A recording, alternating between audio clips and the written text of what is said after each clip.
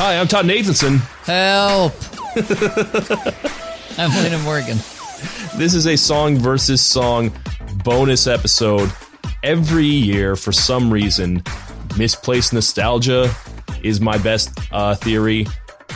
We watch the MTV Video Music Awards and report on them to you. And we need to start seriously talking about not doing this anymore. My God. Yeah, I feel like we say it every year. I also can't tell whether or not this one was actually, because, you know, there's always a length of time, approximately a year between each recording. So, like, how bad this actually is compared to other years. It feels worse. Did it feel worse to you? It did. It really did. But, like, I mean, last year was, like, the weird Johnny Depp one. Oh, yeah, that was very strange. I had completely forgotten about the Johnny Depp thing. Johnny Depp was a moon man, and by that I mean they cast his face on the windshield. That's he was but he wasn't actually there. He was a haunting specter over the award show. But that was something that happened. This one, well, you know, you can't say nothing happened on this one because, boy, a lot of things happened. A lot of things that I would say went over the time. I would say that by a good hour. So it was supposed to end, it started at 8 o'clock. It was supposed to end at 11:15, and it ran almost to midnight instead, which I understand award shows can do that, but in the past, I've always found that the MTV VMAs are pretty, like, to the beat. You know what I mean? Right. If they say they're going to end at a certain time, they've scripted it out. Now, that is the first conversation I think we can have that is actually interesting. You brought up that this was the first time because we've watched versions where, like, oh, it was a pandemic year. Mm-hmm. This is the first time that we've watched a VMAs during a strike year. Now, I don't know all the details. I couldn't find them. But I can tell you that there were articles in the lead up to this questioning whether or not this award ceremony was going to take place, because there was supposed to be the other MTV, like the Video Music Awards, or the movie and TV awards, yeah, which they did not do. Those did not happen. Was it completely canceled, or I believe it just didn't happen. There was a lot of question about, and there are other things that also did not happen, other award shows. But the VMAs happened, which raises a question. What happened? What happened here? I don't know. Like, it seems like maybe it ran long because they overstuffed the award show because they didn't have time to do any writing, or they couldn't get any writing done because it certainly didn't seem like they wrote anything. But they did, and here's how I know. You see, Todd, you asked me before we started why I bothered watching the pre-show. Mm-hmm. The reason I watched it, I now know, is because there was a point in the pre-show where Saweetie flubbed a line. And by flubbed, I mean she didn't realize it was her turn to speak, and then she started reading off of a prompter. So something got written. The question is, by who? Or, if you want to be weird about it, what? So so first of all, we're going to leave the option open that perhaps there was a waiver. That can happen. I don't think it's what happened, but it's possible that maybe they got some kind of a waiver which allowed for writers to come in and do this. You would think that if that was what had occurred, that they would have mentioned this on social media so that people weren't asking. Now, granted, I didn't see a lot of people ask about the SAG and WGA strike, but it certainly is in the news all the time, and it's currently in the news because Drew Barrymore brought her show back, and that has really blown up in her face as of this recording. Yeah, can I ask what is the deal with that? Because I remember during the last strike, you know, Jon Stewart and Conan and all of them were still having shows. Why is Drew Barrymore getting so much shit for this one? Well, keep in mind that this strike is a little bit different, and all strikes are different, right? I think that there were sort of dispensations, and in fact, you know, I'd watched a TMZ interview with, boy, this is going far afield, but if you're interested in strike stuff, there's a comedian and writer named Josh Gondelman, who's been handling a lot of the New York area speeches and stuff. He's sort of been the rep for the WGA end of the strike. And he pointed out that even then it was a little bit funky that people were doing it because there technically was still writing happening. So technically it was not okay. But I think the difference this time is simply that there's more at stake. Things have gotten a lot worse. And it's not just the WGA strike. There's also the SAG strike. There's also, I mean, as pertains to MTV itself, did you know that Ridiculousness is looking like they might unionize and then immediately strike?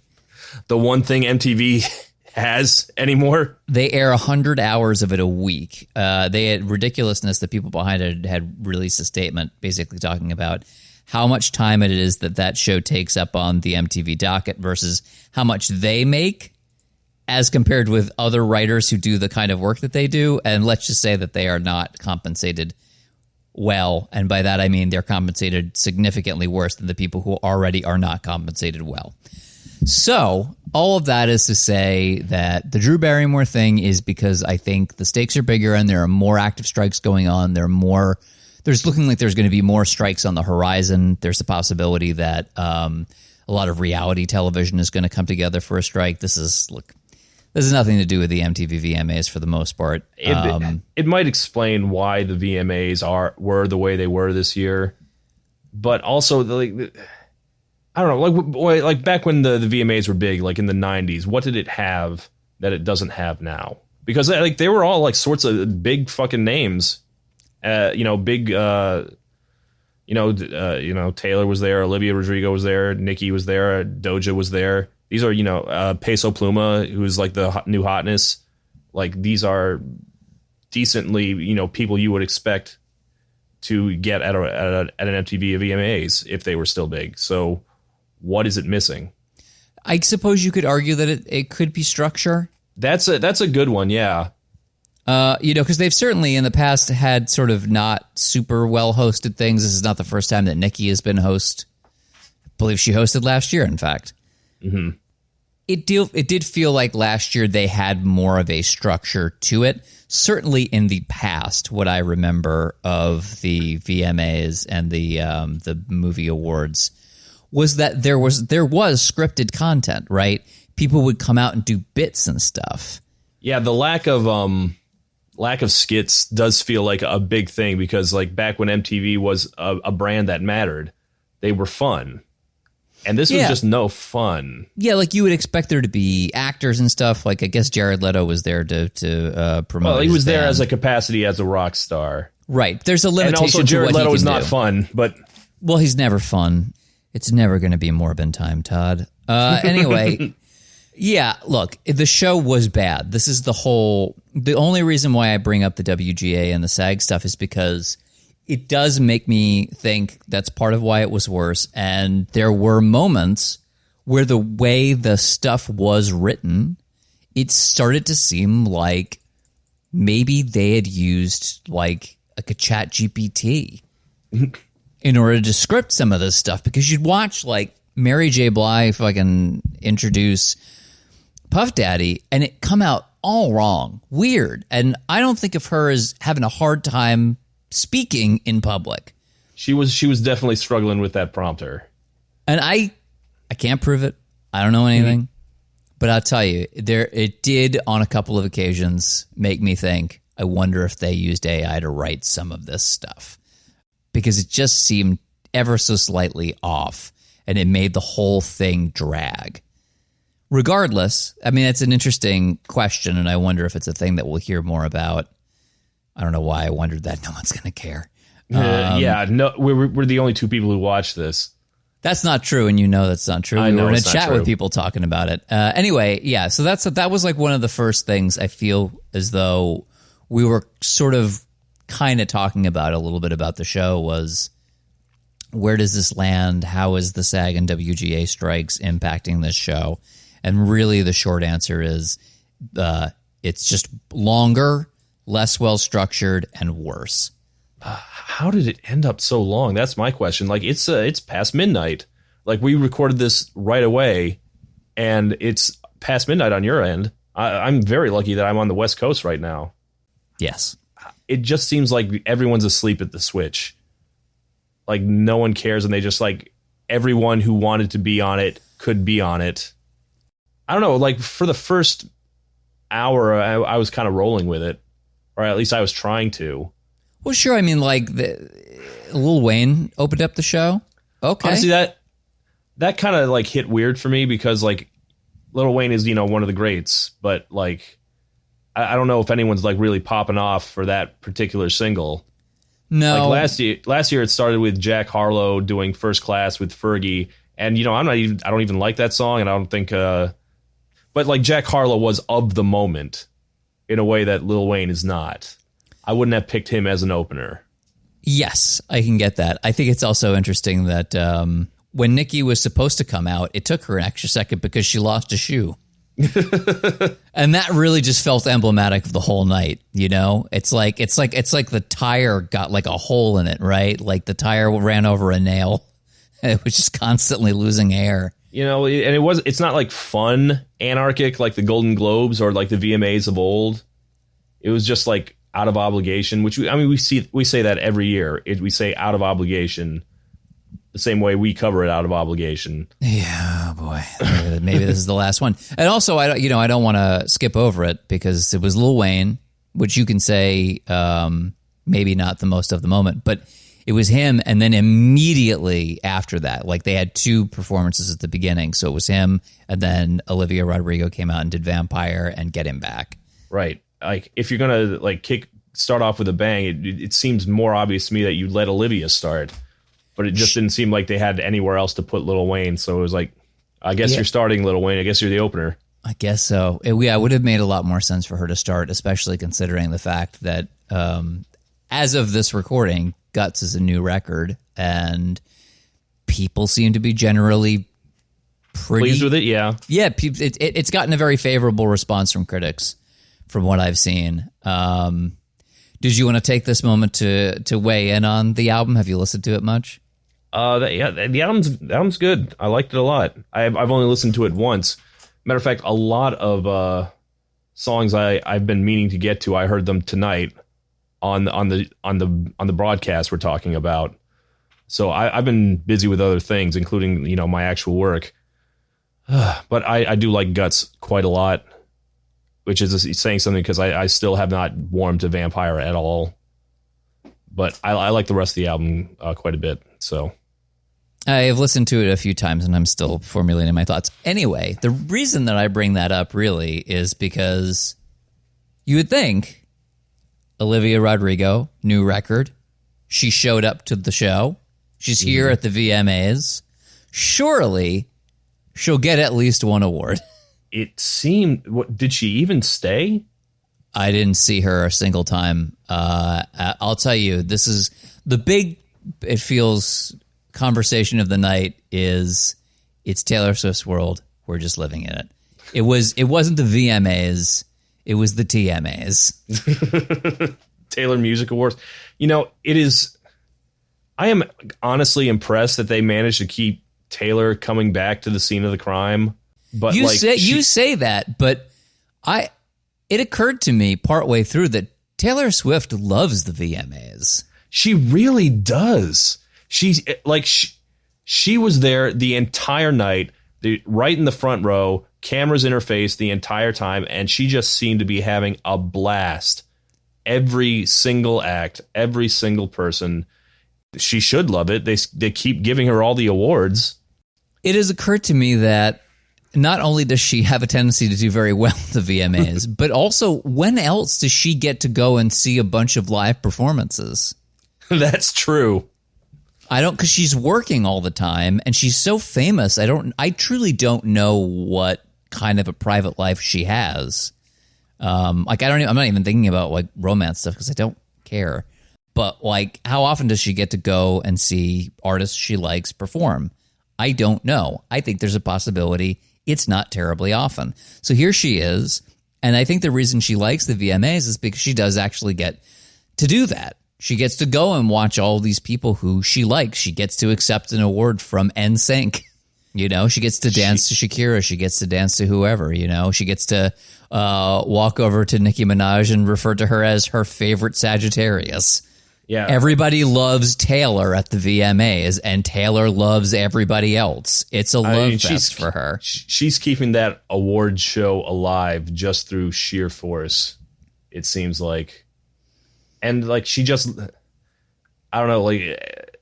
They keep giving her awards, and she just seems to love it. Like, the VMA has to be, like, an extremely devalued award at this point. It means nothing. But to her, it seems to mean just as much as a Grammy or anything else. I don't know. She just loves awards. And they gave her, what, like 3, 4 tonight?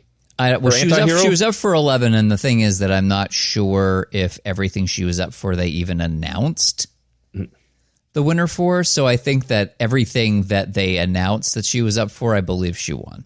That's it's justifiable. She is like the biggest she's ever been, and she's been pretty goddamn big in her life. Yeah, it's wild. It wasn't until recently when my little music club that I'm a part of selected Midnights as an album to talk about. And they don't really do it. They don't do a lot of pop records unless I bring them. And I did not bring Midnights. And they were all so effusive. All these big nerds who refused to listen to pop music loved this record. That's so funny. It's kind of interesting to see that because you wouldn't expect it. But I don't know, man. I think that this album is maybe going to go down in history as like kind of being in the top 3 biggest hits she's ever had. That's amazing because like the response I saw from like the Swifties was pretty mixed. I mean, they love everything she does, but it's going to go in the middle of the pack for them. I don't know. I think weirdly, I feel like the script has gotten flipped from that starting point because people, I don't know why, people seem to love it. I mean, the big narrative going into this that people were like curious about is Taylor Swift feuding with her little mini-me, Olivia? Yeah, because people think that Vampire is about Taylor. There's a different song on the new album that has a much better case for being about Taylor than Vampire. The Grudge. Mm. And it might be, but like Taylor, like if anything happened that night, we didn't see it. Taylor was like applauding as hard for Olivia as anyone else on that stage. And then Olivia disappeared. So who knows? Yeah, I wondered if when Taylor was up on the stage the first time for the first one, I was like, will they cut to Olivia? And when Olivia was performing Vampire, I was like, will they cut to Taylor? They didn't.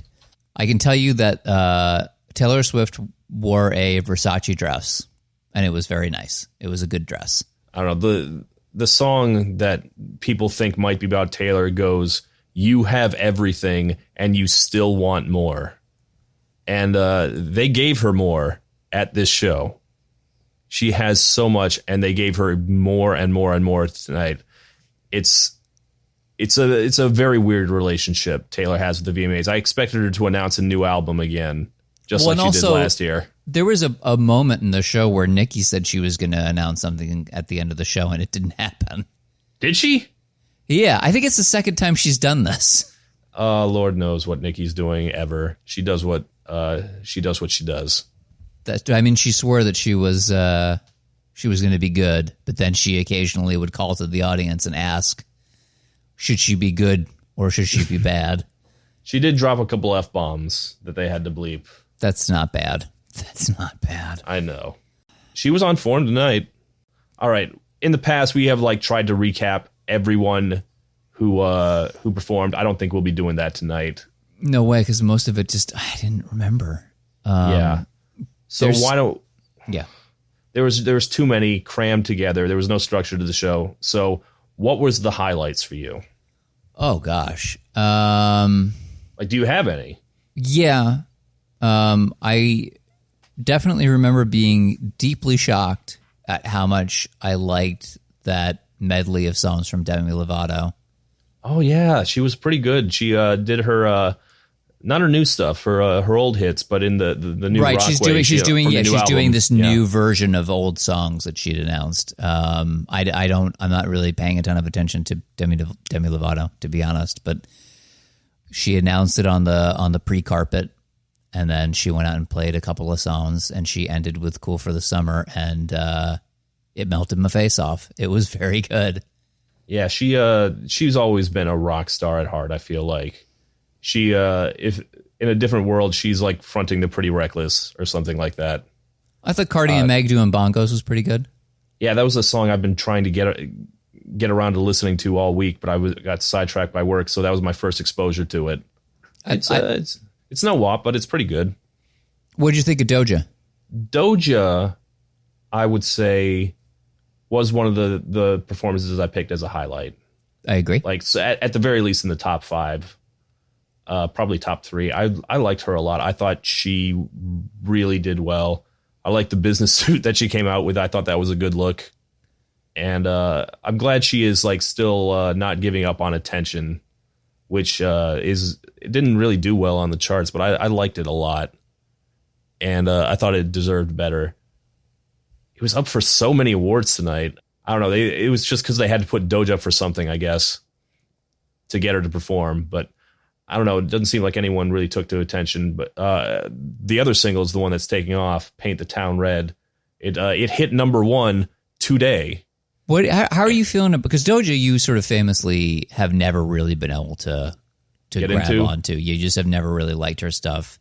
I know the Dr. Luke stuff is a big aspect for you. But she's really had the sound she's done recently is a little different, and I'm wondering if your feelings about her current output is perhaps stronger. Yes. Yeah, and I never disliked anything Doja did, but like it all kind of seemed to hover in like a 5 to 6 range. The new songs are hitting a little better for me. I do like Paint the Town Red. I don't think it's an amazing single, but I think it's a good single. Attention I liked more. Demons I'll have to listen to a couple more times, but I like the general trend she's heading in. She seems to enjoy it more also. So that's a factor for me. I have another question for you. I actually have a question about 2 other artists. You had told me, I think it was you, that Sabrina Carpenter had kind of started to rise a little bit. In my estimation, yeah. Yeah. Certainly compared from the very first time I'd heard of her from you, which was in the video for Driver's License. Yeah, her little response record, that sucked. But she was one of the performers for the pre-show, and I am wondering how you feel about her and how is she doing right now? Because I know she was opening for Taylor, which sort of adds a little bit potentially to the Olivia beef. Right. That may or may not exist. I missed the pre-show. I didn't need to watch that, but I did see her live this year. Well, you saw Taylor. Well, yes, I saw Taylor, but I didn't see Sabrina open for her. I saw her on her actual headlining tour. Oh. Out of curiosity, because I'd only heard one song from her, but I liked it all. I was like, I'm not doing anything this weekend. And I think she's got it. I think she's ready to take a leap. She was very good that night. And I think she might be able to build on that. She might be able to jump a couple tiers in the pop star rankings. So I would look out for her.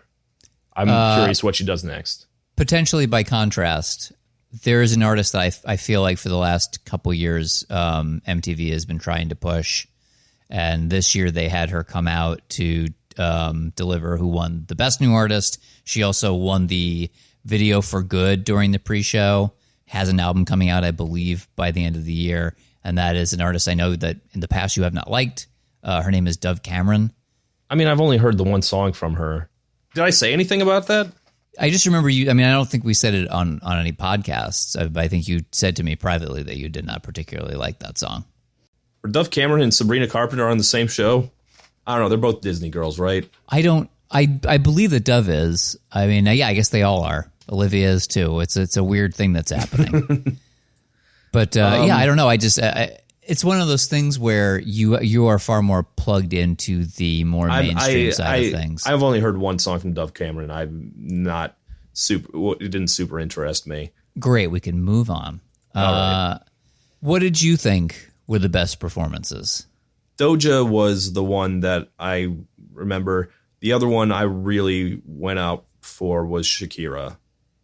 I thought, I mean, Shakira was this year's Video Vanguard Award, and that sometimes you can tell they're struggling a little to figure out who can get an award for like the Legacy Award.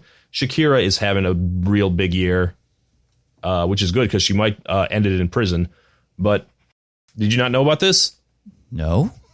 Oh, the Spanish authorities, the Spanish government, want to say she's been evading her taxes, and she is fighting it as hard as she can. But like, she could go away. She could like literally get a prison sentence out of this. She's gonna get sniped. Yeah, she might get sniped. I suspect that is the fault of her ex-husband, Gerard Piqué, who was a soccer player for FC Barcelona. FC Barcelona was like doing all sorts of weird, shady shit to help their players dodge their taxes. But yeah, she came out this year with a really good diss track to her ex-husband. And that's been basically the catalyst for the big Shakira comeback of 2023. And she killed it tonight. You said she was lip syncing. Well, at first that's what I thought. And then the more I watched, I was like, oh, wait. No, she actually just sings very well. Yeah. I mean, I think that there was probably a track that she was singing over, but I don't know. She started off with doing things that only Shakira can do, let's say. I don't know how she even hits those positions. It's people shouldn't be able to do those bends. I liked her a lot, and considering not only how big she's doing right now, but also how big all of Latin pop is doing right now, and she was like the one that's been doing it the longest, the one who crossed over first of like the generation that's having hits right now. That feels right. Shakira deserves flowers right now. Do you want to talk about some of the other Latin stuff? This is again. I don't know. I always feel like I'm a little out of my wheelhouse on some of the stuff that's coming out now. I remember hearing Anita last year. Man, like they keep trying to break Anita in America, and I only look at the Hot 100, but it doesn't seem like she's doing really anything right now compared to like all the other people that got nominated: Peso Pluma, Karol G, Bad Bunny, Grupo Frontier. What do you think about Peso Pluma?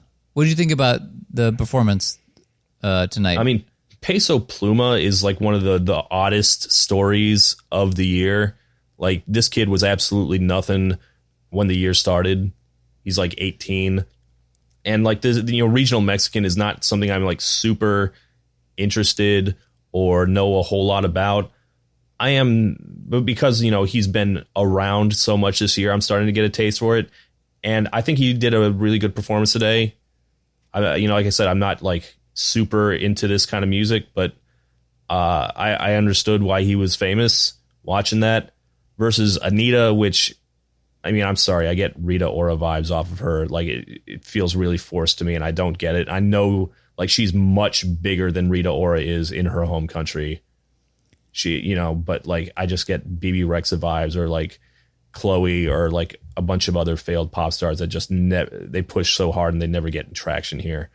I don't know if like Anita stans are going to come at me for that, but I just have never felt her. I thought Nicki did okay. I like when Nicki sings. I do too. That was the other one that I had been meaning to get around to that I hadn't yet. And yeah, that's a good song. When she came out to do her song, I thought it was going to be a rap song. You thought it was going to be Super Freaky Girl, which is definitely not one of my favorites. I thought it was going to be something in that vein, maybe something I'd never heard of before. I wasn't expecting her to sing. And it turns out I like that song a lot. I need to listen to it a second time, but yeah, that was good. If we want to switch to lowlights, you want to know what wasn't good. There's a lot not good. Well, what's the first thing that comes to mind for you? What sucked tonight? Besides the general length and the general lack of structure. Well, Todd, we didn't start the fire.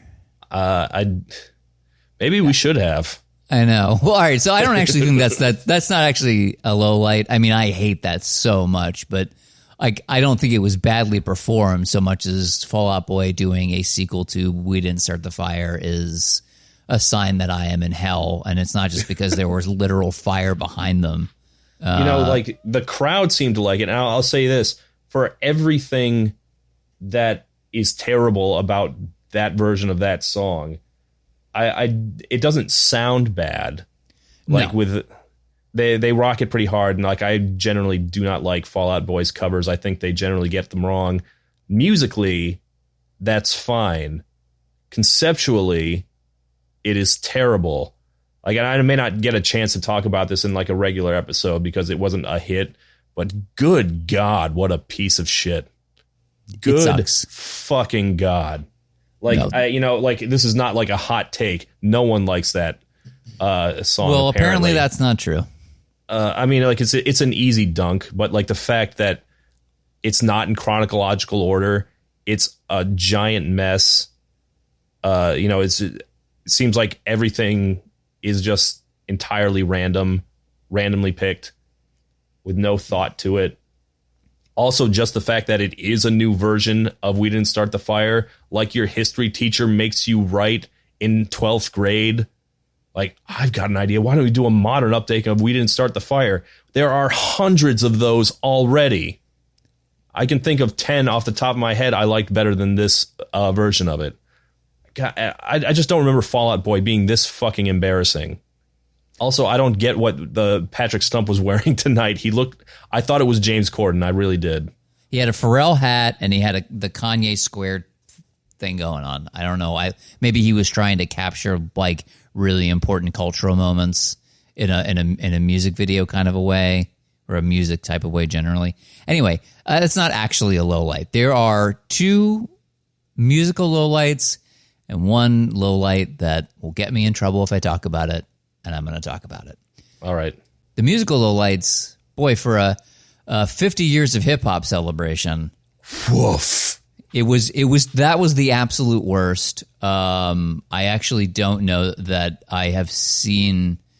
I've seen better karaoke was the thing that I said to you. Especially the Grandmaster Flash and the Furious 5 segment was so embarrassing.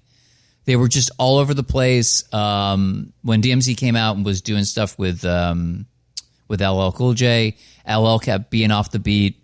It was a really, really sour performance. And last year, I feel like the highlight was that last year where we were watching and it was like they did another like 50 years of hip hop. That was the Grammys this year. Oh, okay. So the Grammy one was great. It was amazing. And that certainly put a shadow over this one.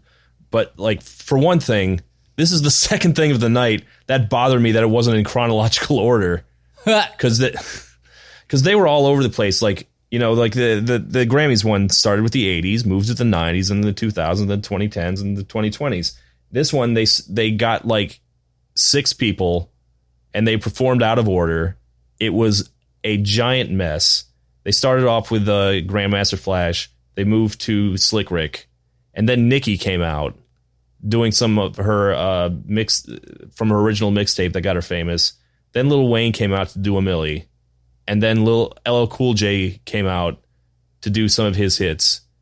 And then the saddest moment of all, good God, they brought out half of Run DMC. They couldn't even get the full set to do Walk This Way for the 95th time.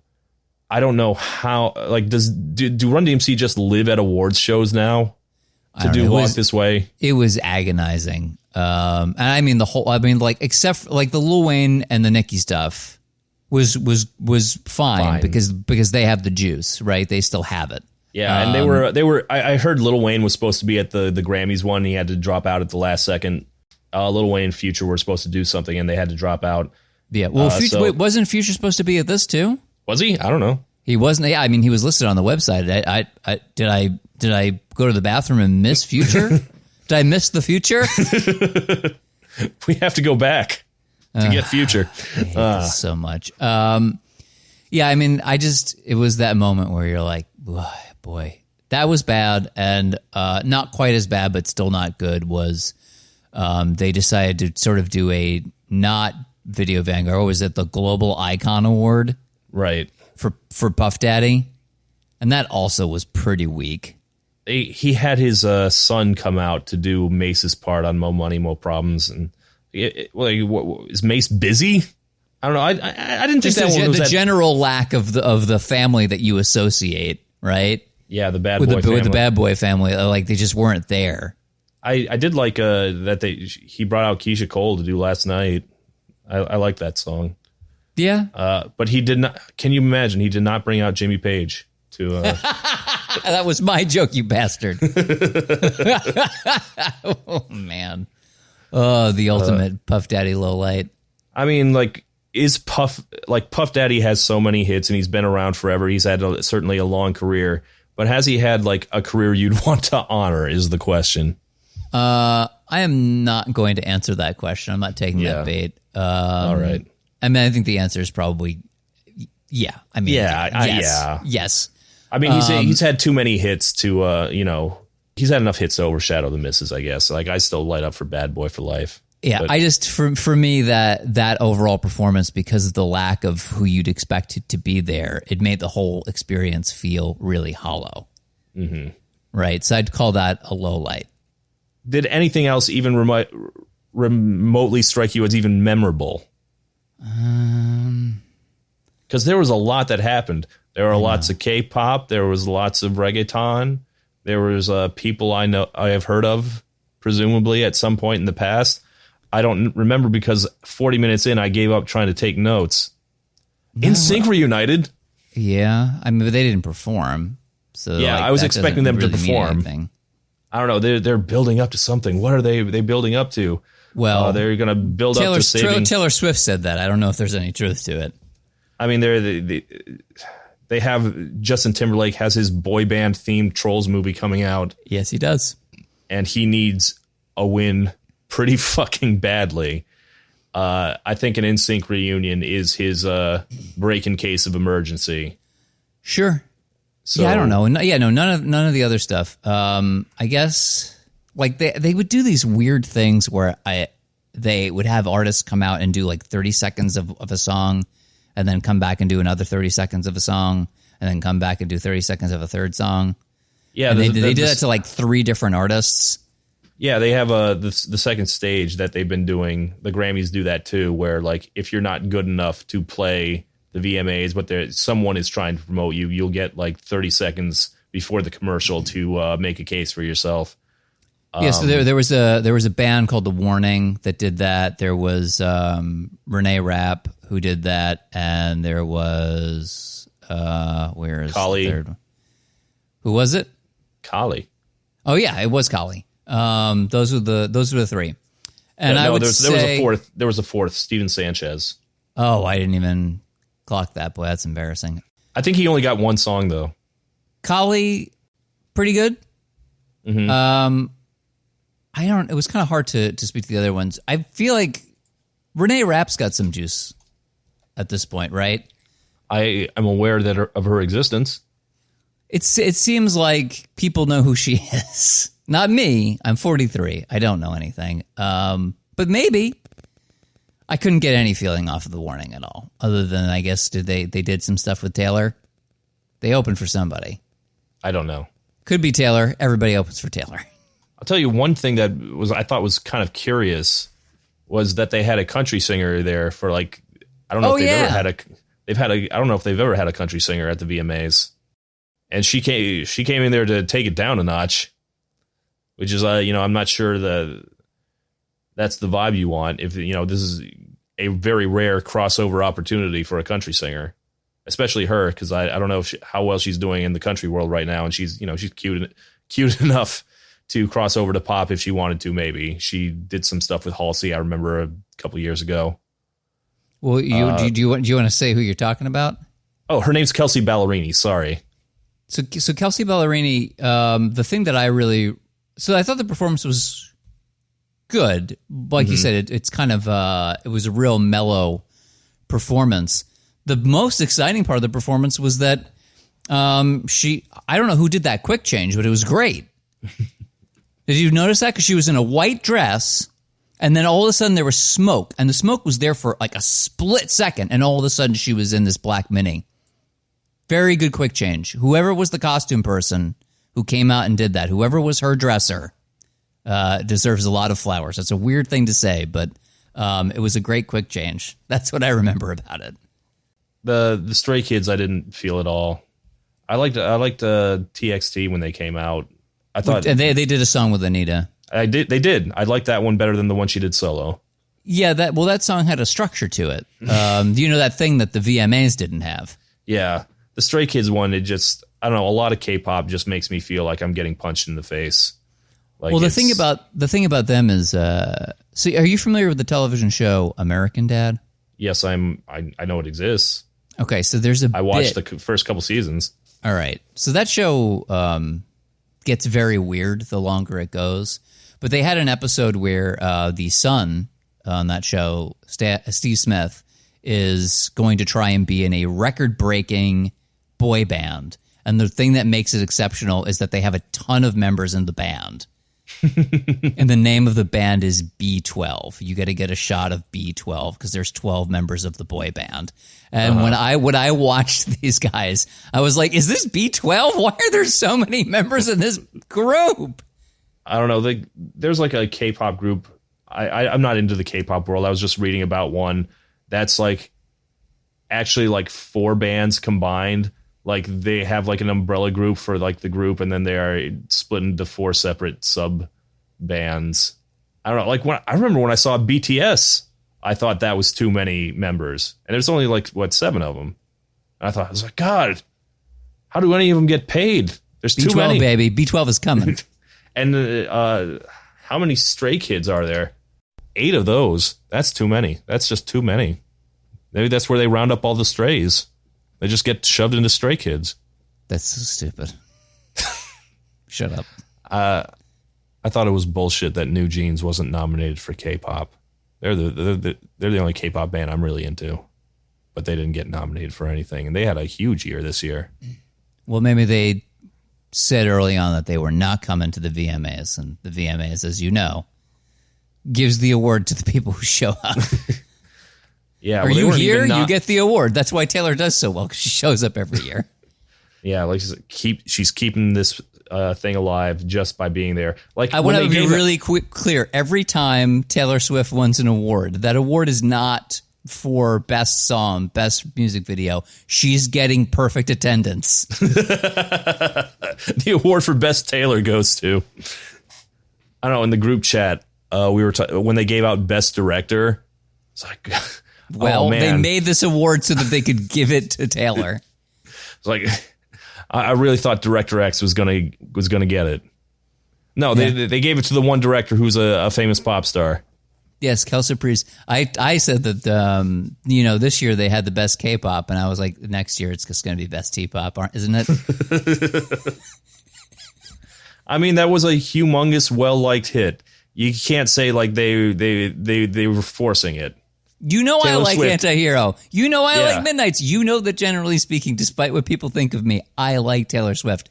But the VMAs are not about the best artist.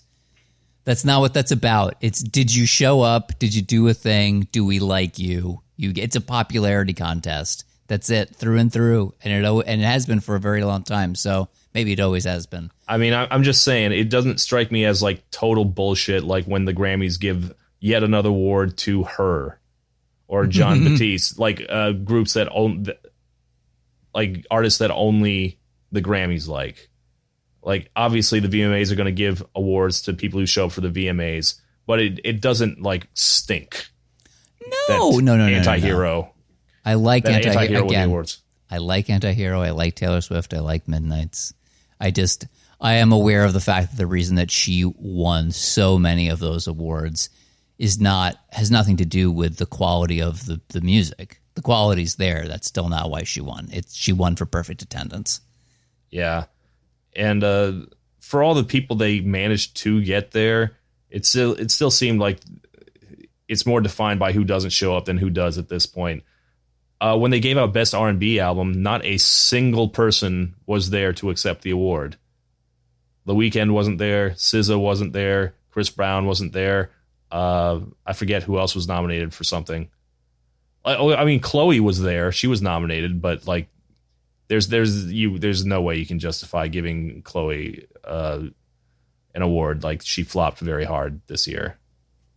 So it went to SZA, which is the correct recipient, and she wasn't there. No one was there. Yeah. Selena Gomez won Best Afrobeats. I mean, she didn't really. I mean, she was a part of it, but I mean, like it went to the actual artist Rema, but she got to give a little speech too, and you know, she certainly helped boost that song. She's not a non-presence on that song. For sure. And it was a great opportunity for her to go up on stage and not accidentally step in it by promoting her television show. Oh, that's right. Which she recently did. Man, I can't wait till this strike is over. I hope you guys get everything you guys deserve. It just sucks. It sucks for everybody that this has to happen. It does have to happen. Anyway, yeah, I don't know. What are we missing? I mean, it was brutal. It was just so long. I don't know. There was a lot of older artists from back when the VMAs mattered, like giving out awards. Wyclef was there, and NSYNC was there. Timbaland and Nelly Furtado were there. And I felt like that was a little bit of pandering to, I think, people like us, people who only watch out of nostalgia for when MTV was good. Sure. Yes, I agree. I don't know, man. I'm so tired. It's tired. It's past your bedtime, isn't it? We can shut this down. Let's do it. I think we've said everything. I mean, what are we going to do? Talk about Måneskin? It was boring. I honestly kind of like that, but like Måneskin exists to be the token rock act, and they were. Good job, Måneskin. I think you just live at awards shows also, like Run DMC. And Buffy the Vampire Slayer's Ashanti was there. Oh, that's right. What was she doing there? She's got nothing to do. She had nothing. Like at least I think she was up for something. I think that there was a song with her on it. Again, this is a real embarrassing. The worst part of watching this stuff is, you know, I listen to a lot of new music, but it makes me feel like I don't listen to anything. I mean, I listen to a lot of new music too, and these are not like the big hits. These are things they want to be big hits. Like Unholy wasn't up for a lot of awards, and neither Kim Petras nor Sam Smith were there, and they could, because they don't have anything to promote right now. Like they've already released the album, both of them. They already flopped. So there's nothing for either of them to particularly do. Like I thought Unholy as a video could have won something. I think that's a very good video, better than the song at least. And nope. I mean, why? They're not there. Yeah. We didn't see who won for Song of Summer, and I really was curious because there was no song. Well, there wasn't no song one, MTV. No song MTV wants to acknowledge at least. But here's what's funny about that. So I thought there was a pretty of the choices that were there. They had that Dance the Night, the Dua Lipa song from Barbie, and I was like, I could get behind that as a song of the summer. That's got like a bit of a vibe, right? Mm-hmm. I could get behind that. Here's the thing that I don't think makes any sense as a song of the summer. Luke Combs' cover of Fast Car. Did they nominate that? That was one of the potential songs of the summer. And you know what else was listed there? Why, it was the one and only nomination this year for Billie Eilish. What Was I Made For? That sad ass. I was like, what a sad girl summer. Was it this? Was it really that sad? And I just didn't. I mean, like, I guess it was very hot, and I was sad about how hot it was all summer. But man, What Was I Made For as the song of the summer is just the most brutal thing I can imagine. That's like so Fast Car doesn't even have a video. There's not even a video. No, it has a video. There's a video. Oh, there is no video for Fast Car. All right, I thought you were talking about What Was I Made For. I was like, there's a music video for that. All right. No. All right, we're done. We're done. We're done. And we're really done. And we'll talk about whether we ever want to do this ever again. Okay. All right. Thanks for listening. Bye.